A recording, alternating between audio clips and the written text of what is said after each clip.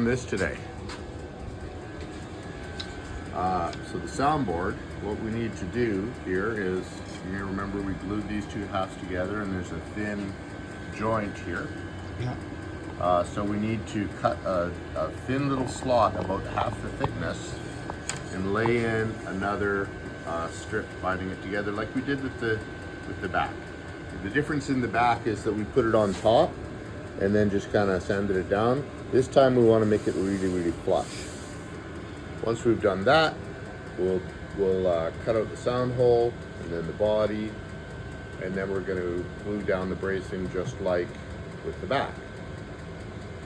So what I did was I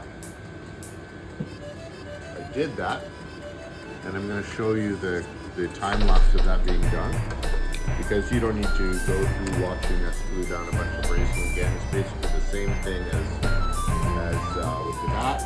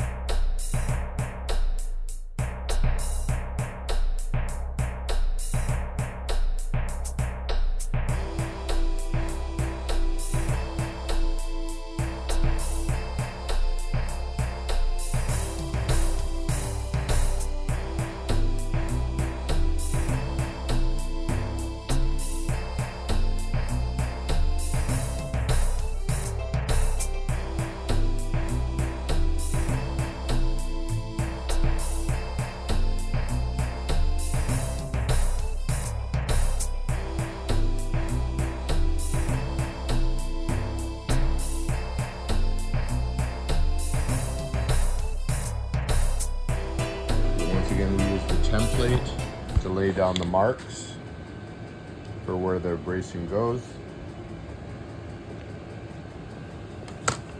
And now it's time to What I can see by the clock on the wall. glue this on. So, in this case, the bracing only goes over the wall in two places. The bracing doesn't reach the back. That'll tighten it up too much.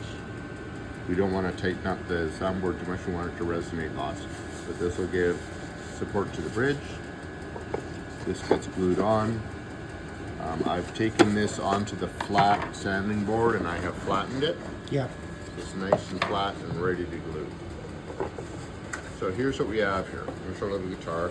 Nice, cool little sound hole. That's going to get some binding around it. We're going to put a rosette in this slot. That's going to be that's going to be a whole video building the rosette for this.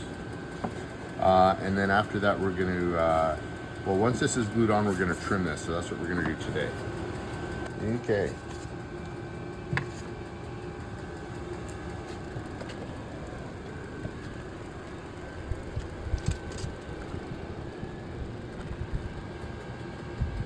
You got lots of different kinds of glue, right? I have many different kinds of glue. There's a certain kind of glue that I would like to find out if it's good for gluing certain kinds of plastic. Well, there's lots of different kinds of glue that work on, and there's lots of different kinds of plastic.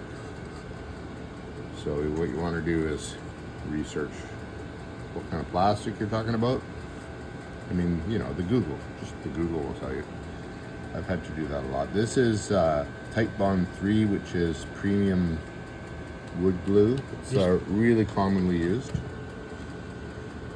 in instrument making. Yeah, it's not the same as just regular white glue, is it? No, What's this the is difference? waterproof. Okay, So- that's the difference. White glue, typical run-of-the-mill, White all-purpose white glue is not waterproof. That's right. It'll delaminate with moisture, but this stuff will not. And of course, we want this instrument to last for a long time. And moisture is the biggest enemy of this instrument.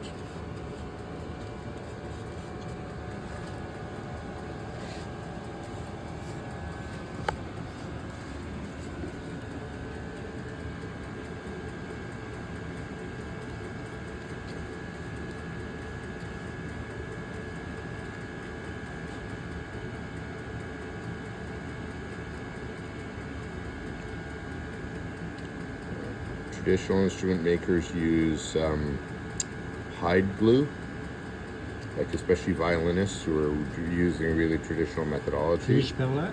Hide glue. It's glue made from animal hide. Uh-huh. Very, very traditional.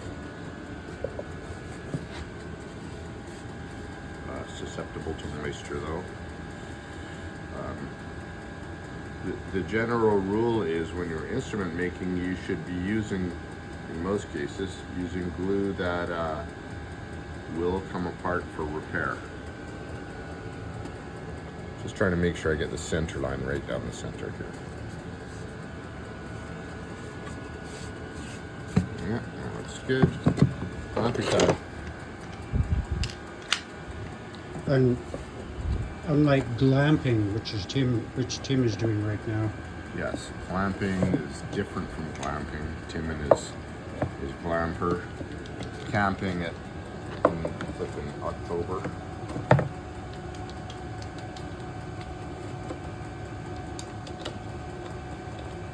Bruce is going camping in November. I know. Although I don't know if it's camping. It's going over to Salt Spring. Salt Spring's not so bad, I guess. You got the sea air. Yeah, I love Salt Spring. me too. Ruckle Park. Yep.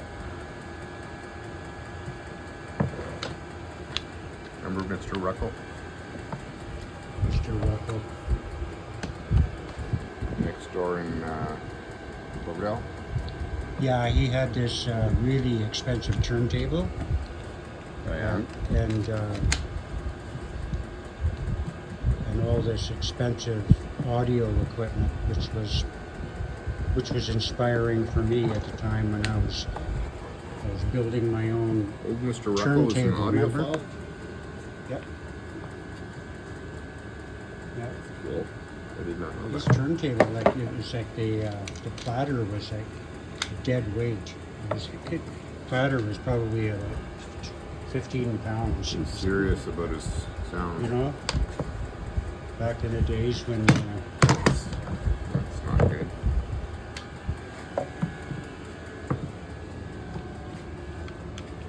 Techniques turntable. Remember Techniques?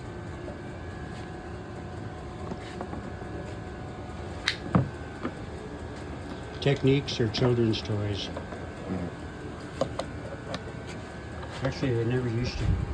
Techniques used to be good. Like Harman Kardon used to be good. Yeah.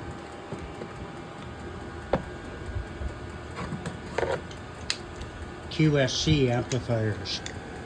Probably the best professional amplifiers you can get. Tube amps. I used to have one.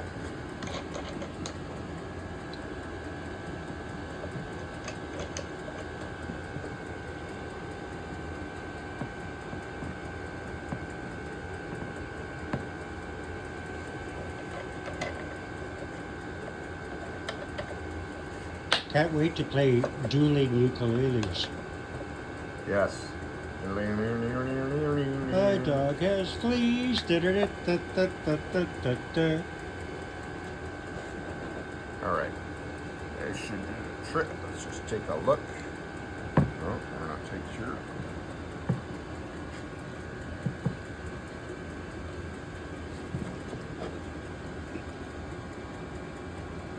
Now there's another contraption.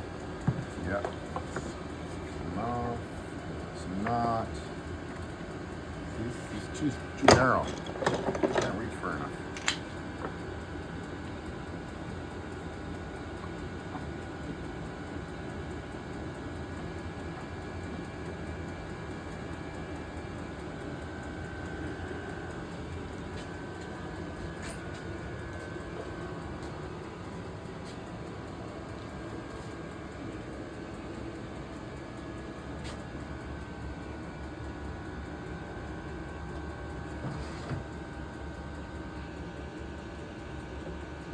Awesome. Perfecto. Right on. Now I clean off my brush. Okay. Guess we're waiting for a while, eh? We're gonna go work on our bread project.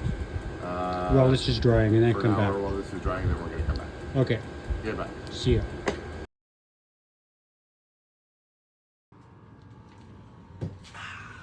All right. Let's take these clamps off and see if we wrecked it. Remember what I think of when I use these clamps? Dad? Yep. Because They're cherry they're made of a cherry tree he grew. that I budded. Did you really? Yep. Oh. I budded every tree in that place. Well, actually, that's not true. Dad did bud I some of went them. out to his farm and I chopped these trees down and threw them in my truck. I've been drying them for like 15 years, Yeah. Thinking that you're going to use them one day. which I am. I have more up in my rafters. You can't see it right now because the garage door is open, but I'll show you later. All right, let's take a look here. Bandsaw time. Great. No, sir. Not yet. No bandsaw. We use the trim router. Oh, Trim the yeah. edge off. Yeah, of course. That's So what you I can meant. see a slight little gap there. Yeah. All that means is that there the lining is a little bit higher than the edge. It doesn't matter because we're going to carve a binding groove in there anyways. Mm-hmm. But it's definitely flat. So I sanded it flat, and I knew that when I did it. If you look carefully, you can see the lining in there. Yeah. So the lining, so it is touching properly.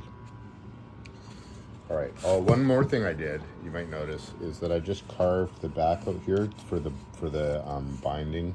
I'm going to put 2 pieces of binding back here to match the binding that's going all the way around the edges. Yeah. Just want to get a view there so we can see the shape. See? Here, Like that. Just like so. just like so. Okay, let's trim this up. Using the trimmer on here, this is kind of rocks around a little bit, which is a little bit dangerous. So I'm going to pull out my radius dish, and that'll sit down, and the sandpaper actually holds it nice and snug. Yeah. And because it's the right radius, it holds it so that I can, it won't flip around while I'm working. Okay, here we go.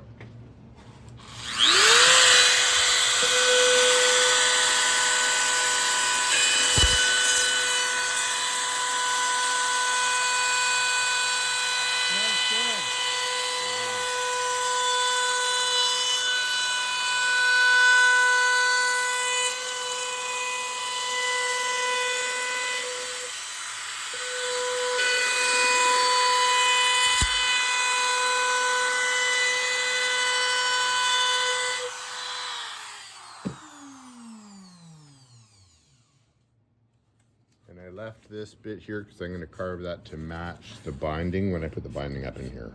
So I just left this little tab sticking out for now. All right, so yeah. This is going to get even more resonant because right now this is 3 millimeters thick. We're going to be scraping it down thinner by at least 1 millimeter.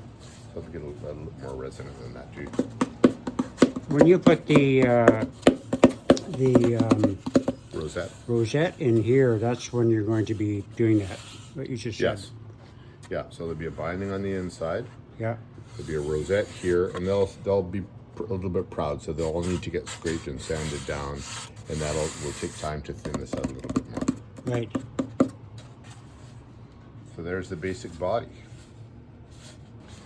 So the next thing we're going to do in the next video is we're going to cut binding channels, which are just slots that go around the edges, and then we add a strip of wood. It doesn't have to be wood. Some people use like plastic ABS binding, which is probably good for beginners because it's way easier to form. So I've been working on some binding ideas, some experiments for these ukuleles, and here they are. So one of my experiments is this striped binding, which will go here and here. And if you're interested in knowing how I made this binding, just leave a comment. If I get like 10 comments saying, yeah, we want to learn how you made that, I'll make a video about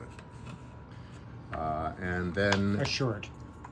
yeah, here's, well, no, it can't be a short. It's a long process. Oh, okay. Here's another binding experiment I've done. So what this is this is koa wood, and it's inlaid with this vine pattern. That's another idea that I have for the binding. I like that one a lot. Yeah, it's really nice, eh? But I think I might not use koa. I might use a darker wood, just so it stands out. But these are the two binding ideas that I'm currently considering. And they'll go, of course, all the way around. Oops, and they'll also go up here, and I might even put a stripe of it down here. I'm putting my vote in. What's your vote? This one. This one? Okay, but I do have 2 ukuleles. Yeah, you don't have to make them the We same. could do both. The problem is if I do this one, then I need, well, it's not a problem. I can do a vine pattern also in the rosette. Yeah, that would be like really so using awesome. the same technique. Yeah, exactly. And then for the one where I use this, I'll do some kind of a checker pattern in. Yeah, yeah. Yeah. So yeah, we've been up to all kinds of shenanigans in the shop while you've been sleeping.